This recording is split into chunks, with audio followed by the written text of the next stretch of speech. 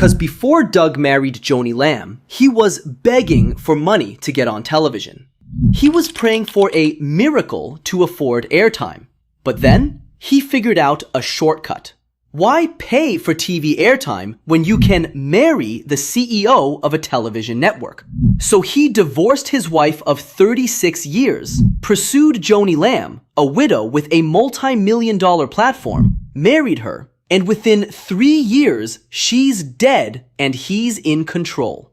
And here's what's really suspicious. Even though Doug publicly announced his divorce from Lisa Weiss, claiming she abused him and withheld intimacy, they're still working together at heart-to-heart counseling.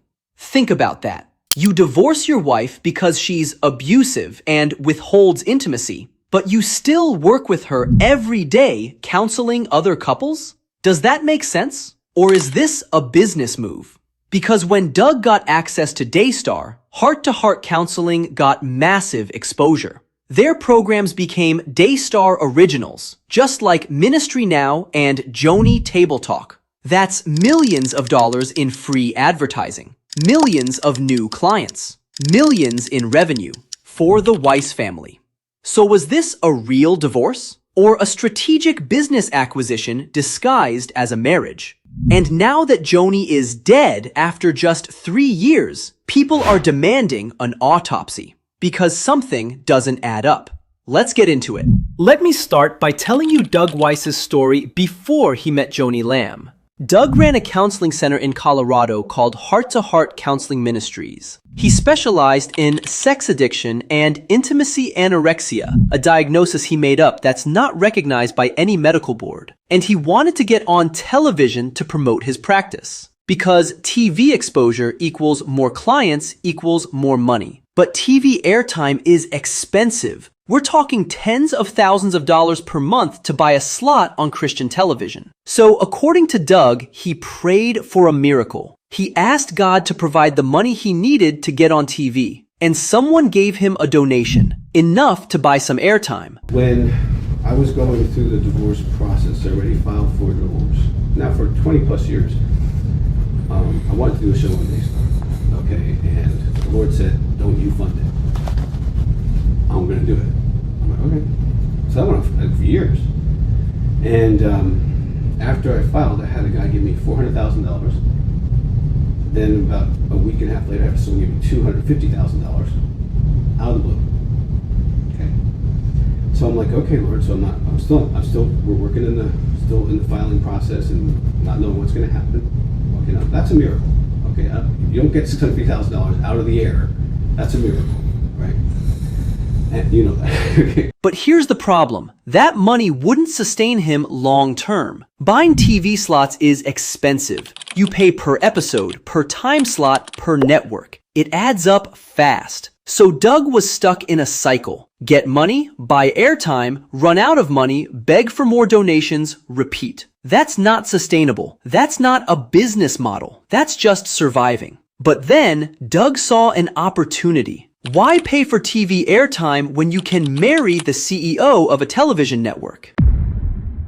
So here's the timeline. November 30th, 2021. Marcus Lamb dies of COVID complications. Joni is devastated. She's lost her husband of 40 plus years, the co-founder of Daystar, her partner in ministry. She's vulnerable, lonely, grieving, and she needs help running Daystar. She's never done it alone. Enter Doug Weiss. Now, we don't know exactly when Doug first connected with Joni, but we know this. February 7th, 2022. Just 3 months after Marcus dies, Doug Weiss files for divorce from Lisa. May 2022. Doug's divorce from Lisa is finalized. June 2023. Doug marries Joanie Lamb. So from Marcus's death to Doug marrying Joni is less than 2 years. And here's what's suspicious. According to Doug's own counseling practice, he teaches that you should wait at least 2 to 3 years after a major loss, death, divorce, before entering a new relationship. But Doug, he married Joni barely 18 months after Marcus died. Why the rush? Because this wasn't about love. This was about opportunity. Doug saw a grieving widow with a multi-million-dollar television network, and he pounced. Now here's where it gets really suspicious. Doug claims he divorced Lisa because she was abusive, she withheld intimacy for decades, she had intimacy anorexia, a fake diagnosis Doug made up, the marriage was toxic and unbearable. That's some serious accusations, right? If your spouse is abusive and toxic, you'd want to get away from them, cut ties, move on. But guess what? Lisa Weiss is still working at heart-to-heart counseling with Doug. Let me say that again. The woman Doug claims was abusive and withheld intimacy is still his business partner, still counseling couples with him, still running the ministry they built together. How does that make sense? If Lisa was really abusive, why would Doug still work with her every day? If the marriage was really toxic, why would Doug keep her as his business partner? It doesn't make sense, unless this wasn't a real divorce, unless this was a business move. Now, let me show you what Doug gained by marrying Joni. Before Doug married Joni, heart-to-heart counseling was a small operation, a counseling center in Colorado, some books, some speaking engagements, but not a major ministry. But after Doug married Joni, heart-to-heart counseling became a Daystar original program, just like Ministry Now, just like Joni Table Talk. Doug's programs started airing on Daystar, reaching millions of viewers worldwide. That's free advertising worth millions of dollars. And what does that mean? More clients for heart-to-heart counseling, more book sales, more speaking engagements, more online courses, more money. For who? The Weiss family. Because even though Doug divorced Lisa, they're still business partners. They still run heart-to-heart together. So the money from Daystar exposure, that goes to both Doug and Lisa. Think about it. Doug divorces Lisa on paper, marries Joni, gets access to Daystar. Heart-to-heart gets massive exposure, makes millions. Doug and Lisa both benefit financially. Was this a real divorce or a business acquisition disguised as a marriage?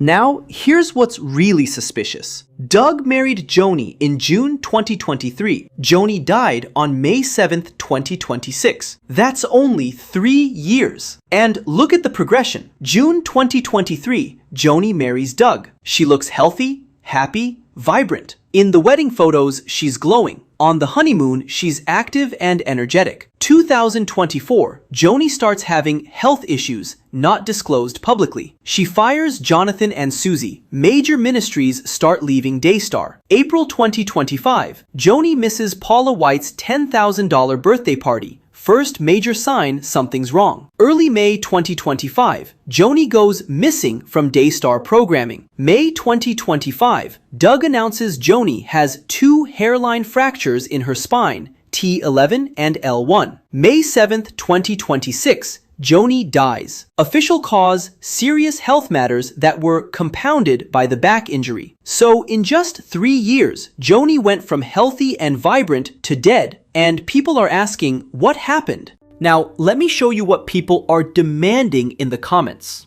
I stand with my heart for Jonathan to be the president of Daystar, or else there will not be any supporters. And I wholeheartedly agree that they need to do an autopsy of her body. Doug may not agree he is not the doctor. Jonathan should have a big say. His sisters are not honest. They are wicked. Y'all, people are calling for an autopsy. Because the circumstances of Joni's death are suspicious, 1. The timeline. Only 3 years from wedding to death. She looked healthy at the wedding. Rapid decline in the last year. 2. The symptoms. Medical experts say her symptoms, facial swelling, arm paralysis, drooping eye, don't match spine fractures, suggests stroke, cancer, or neurological disease. But Daystar won't say what she really died from. Now, let me ask the question everyone is thinking. Was Doug's divorce from Lisa a real divorce or a business strategy? Think about it. Scenario 1. Real divorce. Doug was miserable with Lisa for decades, finally got the courage to leave, happened to meet Joni shortly after, fell in love and remarried, but somehow still works with Lisa every day at their counseling center. Scenario 2. Business move. Doug wanted access to Daystar's platform. Knew he couldn't marry Joni while married to Lisa. Divorced Lisa on paper, but stayed business partners. Married Joni to get access to Daystar. Heart to Heart gets massive exposure. Both Doug and Lisa benefit financially. When Joni dies,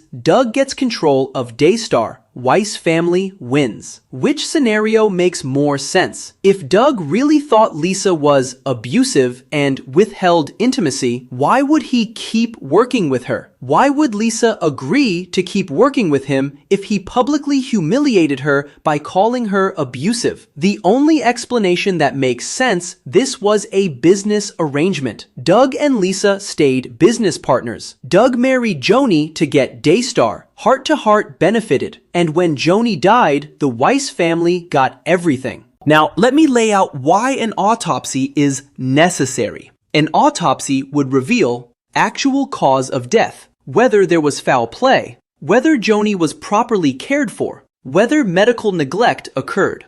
And that's why people are demanding it. Was this love or a business takeover? Alright y'all, let me wrap this up. Doug Weiss spent years begging for money to get on television. Then Marcus Lamb died. Joni was vulnerable and grieving. Doug divorced his wife Lisa, but kept her as a business partner. Doug married Joni. Heart-to-heart counseling got massive Daystar exposure. Joni got sick within 2 years. Joni died within 3 years. Now Doug is positioned to control Daystar. And Lisa is still working with Doug, benefiting from the Daystar exposure. So I ask you, was this a real divorce and remarriage? Or was this a business acquisition disguised as love? Did Doug marry Joni for her or for Daystar? And did Joni's death happen naturally? That's why people are calling for an autopsy, because the timeline is suspicious. The circumstances are strange and the beneficiaries are clear. Doug Weiss got everything he wanted: TV access, Daystar control, and millions in exposure for his business. And all it took was 3 years. Drop your thoughts in the comments. Do you think an autopsy should be done? Do you think Doug married Joni for love or for business? Share this with someone who needs to see it. Be blessed, y'all, and remember, when someone shows you who they are, believe them. I'll catch you in the next one.